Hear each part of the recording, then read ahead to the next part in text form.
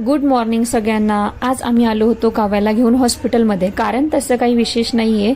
आणि काव्या इथे बघत होती की तिचे पप्पा गाडी व्यवस्थित पार्क करता आहेत की नाही ते। तेवढ्यातच काव्याला इथे एक मच्छर चावला। गाडी पार्क करून झाल्यानंतर आम्ही आलो हॉस्पिटलकडे आणि इथे लिफ्ट यायला वेळ होता म्हणून बाप लेकींनी फोटोसाठी पोजेस दिल्या, पण त्यांना माहीत नव्हतं की मी व्हिडिओ देखील शूट करत आहे असं। आणि आम्ही पोहोचलो हॉस्पिटलमध्ये।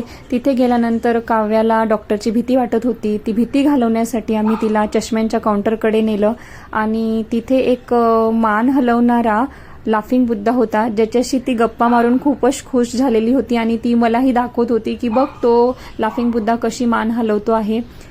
नकली का असेना तिला फुलं दिसली आणि तिने तिथे देखील माझ्याकडून फोटोज काढून घेतले आणि ती तिच्या पप्पांना सांगायला गेली की मला फुलं दिसले आणि ती ते फुलं बघून खूपच खुश होती। आणि इथे आमचा नंबर यायला वेळ होता म्हणून आम्ही रिसेप्शन एरियात वेटिंग करत बसलो होतो। आणि तेवढ्यात काव्याला तिच्या तल्लक बुद्धीने चाहूल लागलीच होती की काहीतरी गडबड आहे आणि मला हे कुठेतरी नेणार आहेत। ती मला तिच्या बोबड्या आवाजात सारखं विचारत होती की मम्मा डॉक्टरकडे जायचं आहे का। मग मी तिला इकडच्या तिकडच्या गोष्टी सांगून तिचं मन डायव्हर्ट करण्याचा प्रयत्न करत होती आणि तिने बिचारीने ऐकलं देखील। इथे जवळच आम्हाला एक छोटीशी पुस्तकांची लायब्ररी दिसली।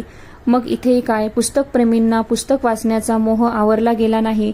मग शोधाशोध सुरू झाली आणि पुस्तक शोधत असताना इथे जवळूनच एक दादा गेले। त्यांना माहीत नव्हतं की मी व्हिडिओ शूट करत होती म्हणून त्यांनी नंतर मला सॉरी देखील बोलले।